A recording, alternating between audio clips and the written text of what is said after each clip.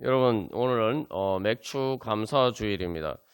사실 요즘은 농사를 안 짓기 때문에 이 맥주 감사 주일이 별로 이렇게 현실감 있게 느끼지 못할 때가 많습니다. 그러나 우리가 어, 얼마 전까지만 해도 한두 세대 전까지만 해도 이 어, 보릿고개라는 게 있었죠.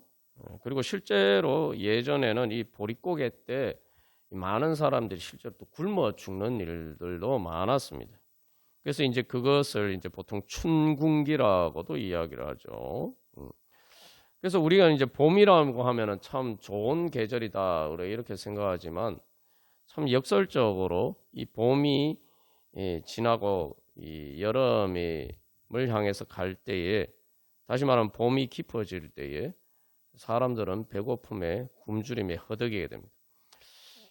가을 추수 때 이제 추수한 것들이 넉넉하면 모르는데 넉넉하지 않아서 많은 사람들은 이 보릿고개 때 정말 힘들고 어려운 그렇게 시절을 보냅니다. 그러다가 뭐 실제로 또 굶어 죽는 일들도 많았습니다. 그러니까 그런 관점에서 보면은 이 맥주 감사주일은 진짜 감사한 날이에요. 그래서 이 그런 춘궁기가 지나서 드디어 이제 보리를 추수하게 되어서 이제 더 이상 굶어 죽지 않게 됐던 거예요. 그러니까 이 보리 추수가 시작되면은 그때까지 이제 살아남으면은 이제 진짜 산 거예요. 그러니까 이 맥주 감사주일은 야, 진짜 죽지 않고 살았다. 응? 내가 굶어 죽지 않고 살았다라는 정말 이 감격적인 그 하나님께 대한 감사의 이 고백이 담긴 그런 절기입니다. 원래 이제 이 맥주 감사주일을 따로 이렇게 지키는 것은 뭐 한국 교회만 그렇게 한국만 지키는데, 이게 이제 그렇긴 하지만 사실 이제 성경에도 이제 조금 이렇게 관련된 절기들이 있죠. 그래서 이제 성경에 보통 맥추절이라고 하면은 그 맥추절은 보리가 아니라 밀추수하는 절기입니다. 그래서 이 오순절, 우리가 오순절날 성령 강림했다라고 하는데 그 오순절의 다른 이름이 맥추절이에요. 칠칠절이라고도 하는데, 그 맥자는 이제 한자로 맥자가 이제 보리도 가리키고 뭐 밀도 이렇게 다 포함하는 것이기 때문에 이제 맥추절이라고 하지만 사실은 이제 구약 성경에 나오는 맥추절은 이 밀추수를 하는 절기를 이야기합니다. 그것과 달리 이제 보리 추수는 그거보다 더 빨리 합니다. 그 이전에 하는데, 요건 이제 6월절 지나고 지난 6월절 다음에 첫 번째 그 안식일에 지나고 이렇게 그 절기를 지키게 되는데, 그때는 이제 보리를 추수한 첫 열매로 감사하는 날이에요. 그날이 바로 사실 이제 예수님이 부활하신 날입니다. 그래서 그걸 이제 초실절이라고도 하는데 레위기 23장 10절 11절에 있어요. 그래서 사실 이제 1년에 이스라엘 백성들이 구약에서 진짜 첫 열매는 바로 그 이제 보리 추수가 첫 열매죠. 그래서 그것을 감사하며 주님 앞에 드리는데, 바로 그 보리 추수를 감사하면서 드리는 그때 그날에 바로 그날이 바로 예수님이 부활하신 날이란 말이죠. 그래서 성경에서는 예수님을 바로 첫 열매다라고 이야기하고 있습니다. 그리고 이제 뭐 맥추절 자체도 이제 밀추수긴 하지만 이제 밀추수를 처음 하고 주님에서 앞에 드리는 절기입니다. 그래서 그런 의미에서 이제 이 첫 열매는 그냥 단순한 첫 열매가 아니죠. 말 그대로 이제 그 첫 열매를 수확하기 시작하면서부터는 이제 풍성하게 굶어 죽지 않고 살 수 있는 거예요. 다시 말하면은 새로운 삶의 시작이 되는 것입니다. 죽음의 위협에서 벗어나서 말 그대로 이게 진짜 부활의 절기와 같은 것이죠. 그래서 우리나라에서도 이 맥주 감사절을 지켰던 이유가 바로 그 성경의 그런 의미들을 담아서 참으로 주님께서 이렇게 우리를 살려주셨다, 그런 감사의 고백을 담아서 절기를 지킵니다. 그래서 오늘날은 뭐 농사를 짓지 않기 때문에 이제 대신에 우리가 이 전반기를 마무리하면서 감사하고 또 후반기 하나님의 은혜를 받는 그런 절기로 지키고 있습니다. 그래서 이러한 이제 성경과 우리 맥주 감사 주일의 의미를 돌이켜 보면은 하나님께서 우리에게 주신 은혜가 무엇인지, 바로 예수님만이 주실 수 있는, 우리가 예수님을 믿음으로만 얻을 수 있는 이 열매에 대해서 감사하는 것이다. 우리가 그렇게 볼 수가 있습니다. 사실 인생은 보릿고개와 같습니다. 뭐 요즘 뭐 보릿고개가 없다 이렇게 이야기하지만, 당연히 뭐 요즘 뭐 굶어 죽는 보릿고개는 없죠. 그러나 인생의 보릿고개는 여전히 있습니다. 그래서 결국 우리는 그 세상에서 많은 것을 추수한 것처럼 보이지만, 우리가 세상에서 수고하면서 추수한 그 열매들은 우리의 죽음을 넘어서 우리를 살려줄 수 있는 게 아닙니다. 그래서 우리의 인생의 보릿고개는 결국 죽음으로 끝나고 맙니다. 사실 뭐 사람들이 보릿고개가 요즘 어딨냐 하지만, 사실 인생의 전체적인 관점에서 보면은 결국 인생의 보릿고개를 못 넘기고 우리는 다 죽습니다.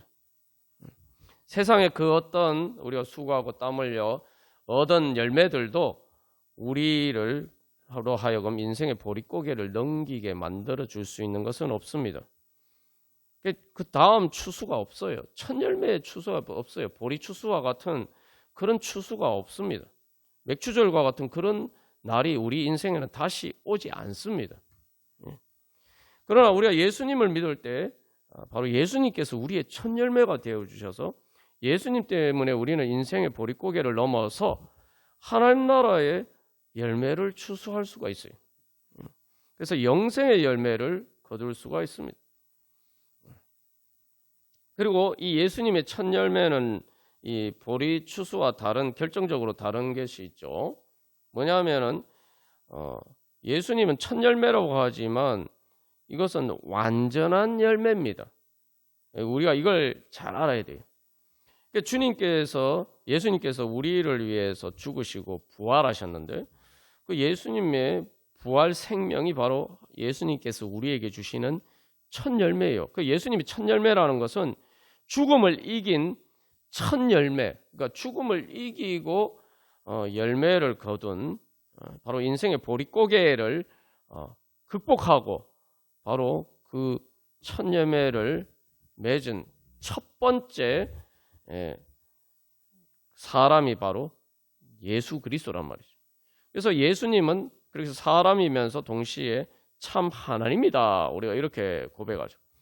그래서 예수님이 바로 죽은 자들 가운데서 살아나신, 죽음을 이기신 첫 열매가 되셨어요.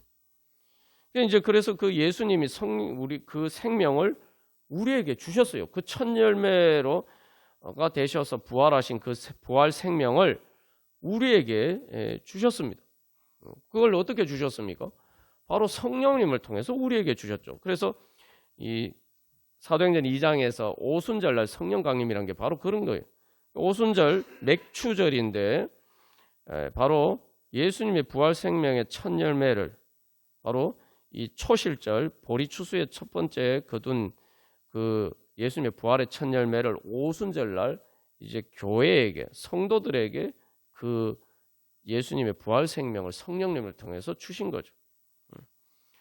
그러니까 우리가 이 받은 열매는 완전한 겁니다. 완전한 거예요. 그래서 이 예수님께서 그 부활 생명을 성령을 통해서 우리에게 주셨으니까 뭐예요? 이제 예수님이 그 첫 열매가 우리의 마음에 바로 영생의 씨앗이 된 거죠. 우리 안에 심겨져서 우리 안에 이제 그것들이 자라서 결국 우리도 마지막 열매로서 예수님의 부활과 같은 영생의 열매를 맺게 됩니다. 그것이 하나님께서 우리에게 주신 첫 열매의 은혜예요. 그러니까 첫 열매를 받으면 이게 완전한 것을 받은 것입니다. 그것이 아직 우리 안에 씨앗이긴 하지만 이것이 이제 자라서 그 열매를 맺는 것은 확실하게 이제 보장이 된 것이에요. 그래서 오늘 이 로마서 8장 말씀을 보시면은 하나님이 우리를 위하시면 누가 우리를 대적하리요? 그러니까 아무것도 우리를 예수 그리스도의 사랑에서 끊을 수 없다. 그러니까 다시 말하면 하나님께서 우리에게 주신 그 첫 열매가 자라서 열매 맺는 것, 그러니까 부활과 영생의 열매를 맺는 것을 방해할 수 있는 것은 아무것도 없단 말이죠. 아무것도 그것을 방해하지 못한단 말이죠. 세상에서는 뭐 열매를 거두어서 씨앗을 심어도 그것이 뭐 자라다 보면 뭐 잘못될 수도 있고 또 열매를 맺지 못할 수도 있지만, 그러나 주님께서 우리에게 주신 첫 열매는 성령의 씨앗은 이건 말 그대로 하나님의 능력이, 하나님의 생명의 능력이기 때문에 그 어떤 것도 그 생명이 열매를 맺는 것을 방해할 수가 없습니다. 이건 무조건 맺히는 거예요. 그래서 성경에서는 성령을 보증으로 주셨다 그러죠. 보증, 확실하게 이루어질 보증으로 우리에게 주셨다. 그렇게 이야기를 하고 있습니다. 그래서 예수님은 이제 예수님의 육신은 또 예수님의 인성은 우리와 똑같은 사람이, 그러나 예수님은 이 땅에 오신 하나님이시기 때문에 바로 우리와 똑같은 사람 가운데 그 성결의 영으로 충만하셨을 때 바로 그 성결의 영을 통해서 성령의 능력으로 부활하실 수가 있습니다. 그런데 이제 우리에게 예수님께서 똑같은 그 성령의 능력을 주셨다는 거죠. 그래서 오늘 로마서 8장 15절에서도 너희가 양자의 영을 받았다라고 하는 건 이건 이제 예수님의 영을 받았다는 거예요. 그러니까 우리는 참 하나님의 아들 성자 하나님은 예수님밖에 없죠. 그래서 예수님을 독생자 예수님이라고 얘기하는데, 이제 우리도 그 예수님과 같은 영을 받아서 원래 하나님의 자녀가 될 수가 없는데 예수님과 같은 하나님의 자녀가 될 수 있도록 그렇게 우리를 불러주셨다는 거예요. 그래서 그걸 양자의 영이라고 합니다. 여러분 정말 믿으십니까? 이게 우리가 예수님을 믿는다라고 할 때에 뭘 믿어야 되느냐? 예수님이 나하고 무슨 상관이 있느냐? 바로 예수님을 통해서 내가 그런 예수님이 죽으셨지만 부활 승천하신 것처럼 그 예수님을 죽으셨지만 부활 승천하게 하신 그 성결의 영이, 그 성령의 능력이 나에게 똑같이 주어졌다는 거예요. 예수님을 통해서. 그렇기 때문에 예수님을 부활 승천하게 하신 것처럼 나도 이제는 예수님처럼 내가 죽어도 부활 승천하고 하나님 나라에서 영생할 수 있다는 것입니다. 예. 그래서 우리가 이 원리를 잘 알아야 돼요. 그래서 하나님이 나한테 주신 이 선물, 예수님을 믿음으로 주신 것을 왜 성령을 선물로 주셨다라는 의미가 바로 이런 의미라는 거죠.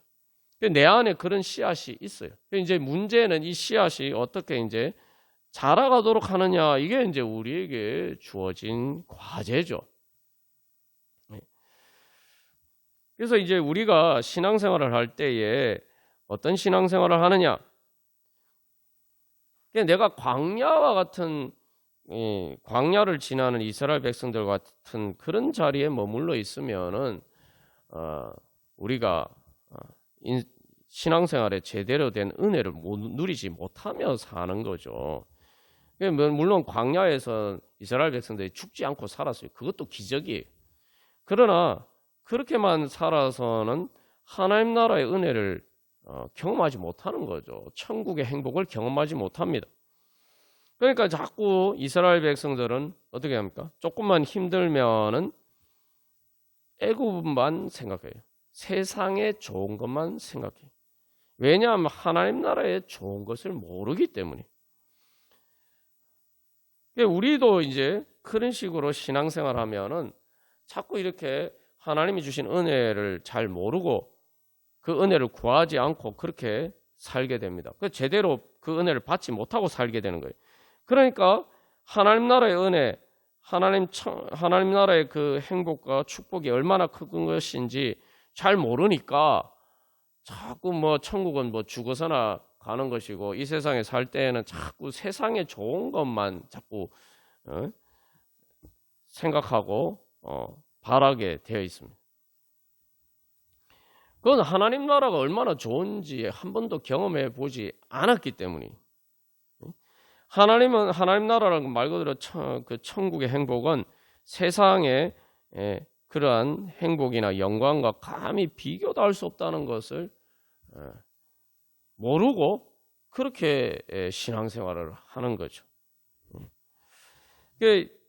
이것이 바로 성령의 은혜를 받았지만 그 은혜를 내가 제대로 잘 활용하고 누리지 못하기 때문에 그렇게 신앙생활을 하면은 이게 이제 내 안에 하나님의 씨앗이 뿌려져 있는데 이 씨앗이 제대로 싹도 트지 못한 거예요. 또 싹이 텄다 하더라도 예수님이 마음밭에 비유를 하신 것처럼 돌밭과 가시밭처럼 싹이 트고 자란 것처럼 보였지만 세상 걱정 근심과 염려에 사로잡혀서 또 여러 가지 그 어려움이 닥쳤을 때 돌밭처럼 하나님이 주신 기쁨을 잃어버리고 거기서 그냥 시들어서 열매를 맺지 못하게 되는 그러한 자리에 이럴 수가 있습니다. 거기에서 결정적인 것은 이 인생에 정말 이 광야와 같은 보릿고개와 같은 위기가 닥쳐올 때 그것을 극복하게 만들어 주실 수 있는 그렇게 그것을 극복하게 수 있는 성령의 능력을 내가 체험하느냐 못하느냐 그게 문제예요. 그걸 우리가 예수님 믿고 예수님 믿는다고 할 때 첫 열매를 믿어야 됩니다. 주님이 나에게 그런 능력을 주셨다. 내가 주님 앞에 믿음으로 나아가면은 내가 그 은혜를 받을 수 있다. 여러분 믿고 구하셔야 됩니다. 미국에 보면 이제 데스밸리라는 곳이 있는데 뭐 예전에도 예화를 든 적이 있습니다만 그 데스밸리라는 게 말 그대로 한국말로 번역하면은 사망의 죽음의 골짜기 아닙니까? 시편 23편에 사망의 엄침한 골짜기라고 하는데 실제로 이름 자체가 사망의 골짜기예요. 사람이 살 수 없는 곳입니다. 근데 놀라운 것은 그 데스밸리가 사람이 살 수 없는 것은 광야예요. 말 그대로 광야예요. 사막가처럼 메마른 곳인데 그 데스밸리 지하에는 엄청난 대수층이 있어요. 지하수층이 있어요. 그 면적이 어느 정도 되냐면은 이 우리 대한민국 남한 면적만큼의 큰 지하수층이 엄청난 지하수층이 있습니다. 그런데 그 데스밸리는 메마른 곳이 사막과 광야와 같은 곳이. 그러니까 우리가 신앙생활을 그렇게 하는 경우가 많습니다. 성령의 씨앗을 받았는데 성령의 생명수를 받았는데 우리의 영에는 바로 그런 엄청난 성령의 생명수가 있는데 우리의 삶은 메마른 광야처럼 살아간단 말이죠. 그래서 우리가 해야 될 일은 뭐냐면은 바로 우리 안에 있는 성령의 생명수를 끌어올려야 됩니다. 이렇게 해서 여러분 요 원리를 잘 아셔야 돼요. 자꾸 우리는 인생이 메마르고 광야같고 또 그럴 때에 하나님의 은혜를 믿지 못하고 뭐 별로 방법이 없나 보다. 뭐 예수 믿는다고 별로 방법이 있나? 뭐 기도한다고 무슨 방법이 있나? 우린 자꾸 이렇게 생각해요. 그게 바로 지금 우물만 파면은 엄청난 생명수가 샘솟을 수 있는데 나에게 그런 지하수가 없다고 생각하는 거예요. 그러니까 우리가 예수님을 믿는 것은 내 삶이 광야와 같다 하더라도 바로 하나님이 주신 그런 은혜가 있다고 믿고 구하는 것이 바로 믿음입니다. 그게 바로 성령의 첫 열매예요. 그래서 이 예수님의 생명수는 영원히 목마르지 않는 생명수인데 그것이 이미 내 안에 있어요. 내가 예수님 믿음으로 성령을 받았기 때문에 그것이 있다 이 말이죠. 그런 문제는 뭐냐면 내가 우물을 파서 그 지하수를 끌어올려야 돼. 그러니까 우리가 신앙생활하면서 내가 해야 되는 바로 그 일을 하지 않으면서 아유 주님이 나한테는 왜 은혜를 안 주시나 내 인생이 왜 이렇게 예수님을 믿는데도 불구하고 광야처럼 이렇게 메마른 길을 가는가? 뭐 예수님 믿어도 별 소용이 없네. 그 우리가 이렇게 착각을 한다 이 말이죠. 그래서 예수님께서 뭐라고 말씀하셨습니까? 천국은 밭에 감추인 보물과 같다. 밭에 이미 있어요. 밭이라는 걸 일상생활에서 예전에 농경사회에서는 항상 매일매일 발을 디디면서 자기의 하루의 대부분의 시간을 보내는 곳이 밭이에요. 근데 그 밭에 보물이 있어요. 보물이 있는데 뭐야? 감추어져 있다. 그러니까 보물이 있는데 보물이 있는지도 모르고 살아가는 거예요, 그냥. 그러나 그 보물이 있는 줄 아는 사람은 어떻게 해요? 자기의 전 재산을 다 팔아서 그 밭을 사서 그 보물을 캔다고 하죠.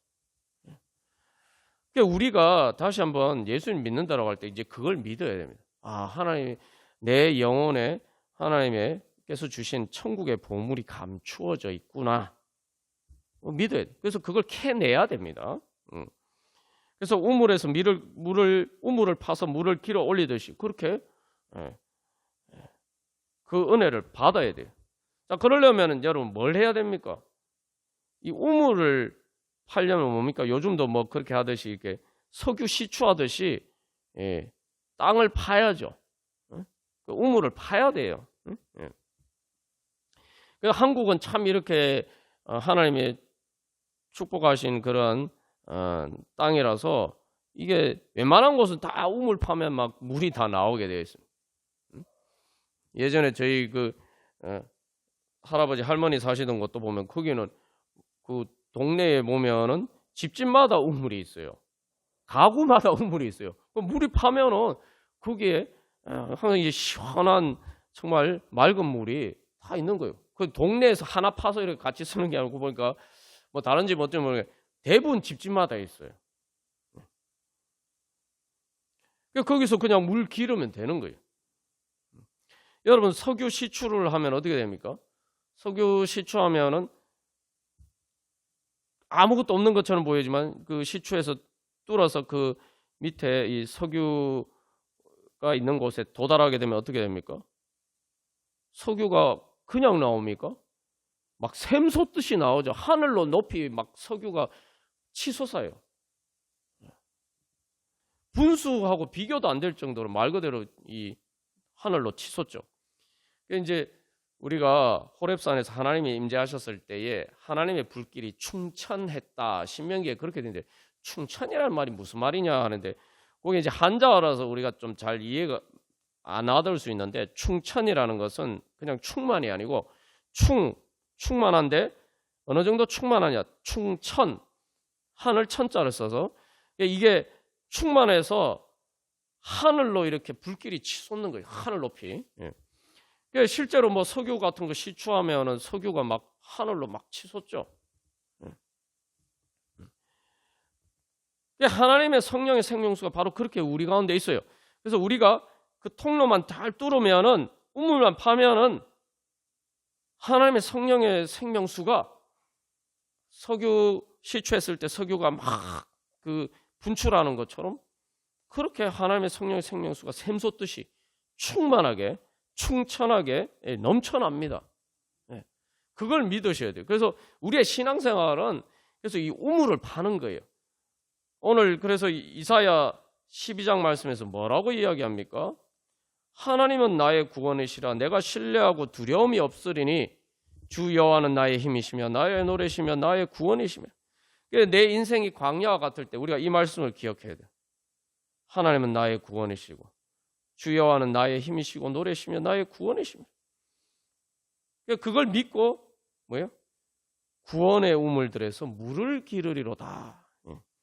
구원의 우물을 파서 물을 기르어야 돼.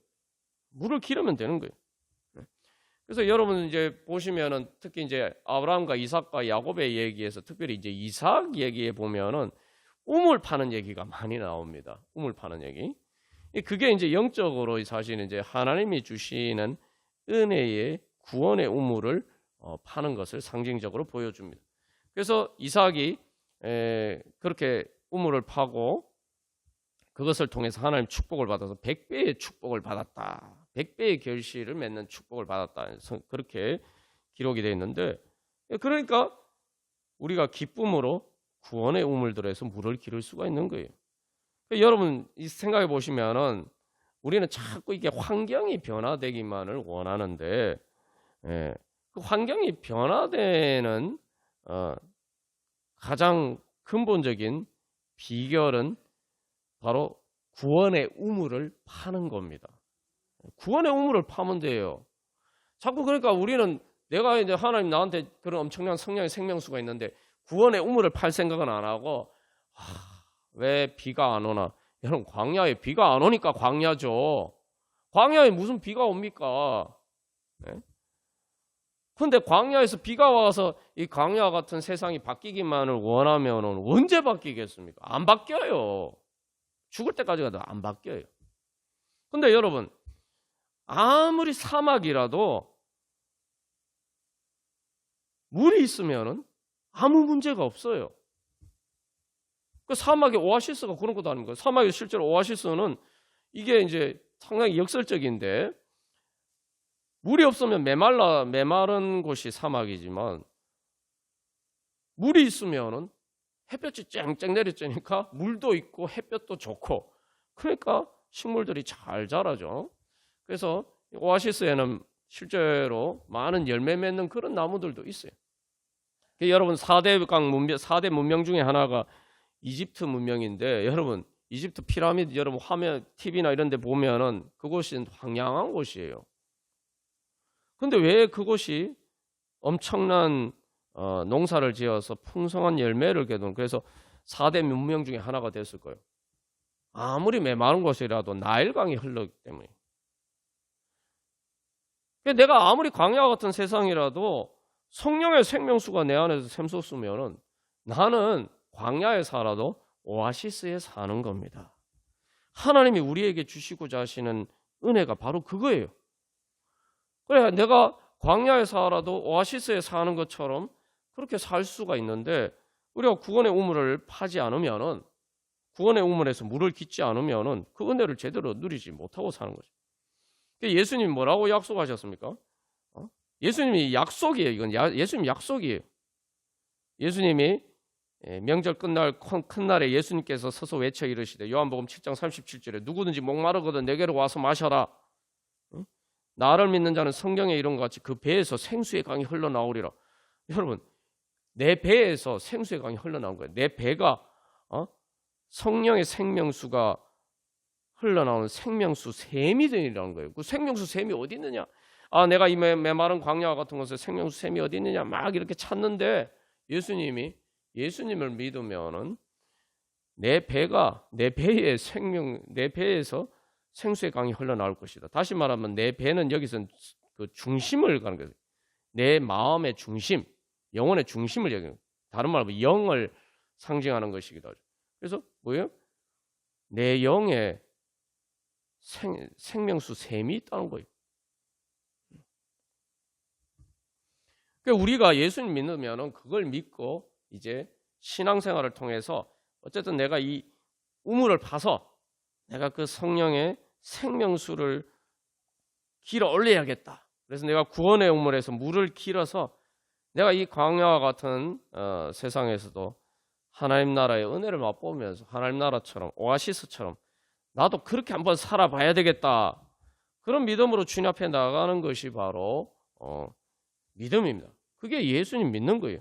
그 예수님께서 그래서 그 생수의 강이, 배에서 생수의 강이 흘러나온다는 것은 믿는 자들이 받을 성령을 가리켜 말씀하신 것이다 라고 이야기하고 있죠.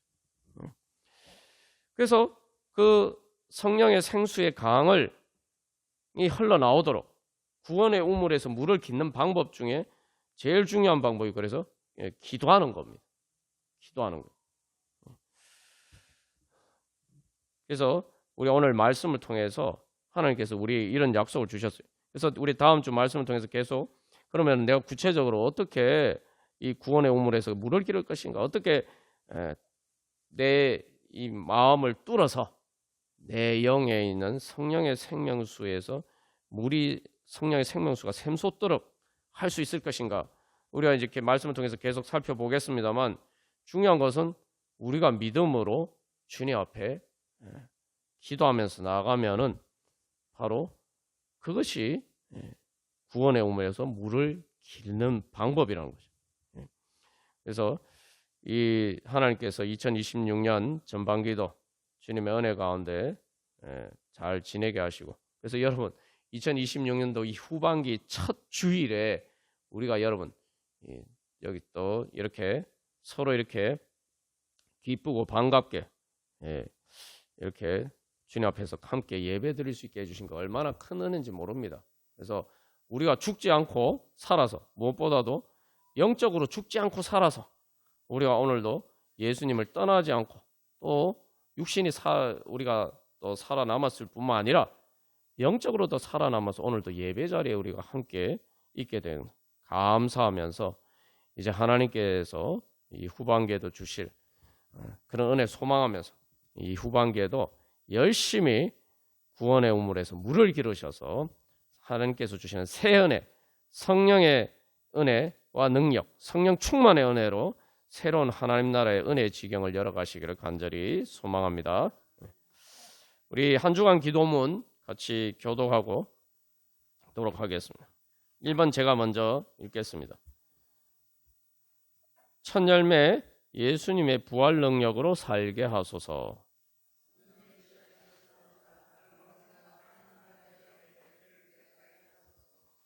천국의 보물을 캐내고 구원의 우물에서 물을 깊게 하소서.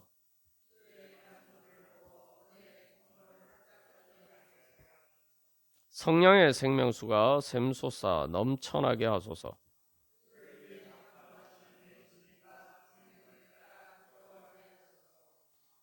같이 읽겠습니다. 말씀에 따라 기도하고 기도하는 대로 말씀을 따라서 이루어지게 하소서. 아멘. 우리 시간 크게 오늘 주님 말씀의 약속을 믿고 누구든지 목마르거든 내게로 와서 마시라 말씀하셨는데, 주여 성령 충만케 하여 주시옵소서. 그 주님의 부르심에 응답하면은 믿음으로 성령 충만케 하셔서 다 같이 손을 들고 크게 외치시고 우리 같이 기도하겠습니다. 성령 충만케 하여 주시옵소서.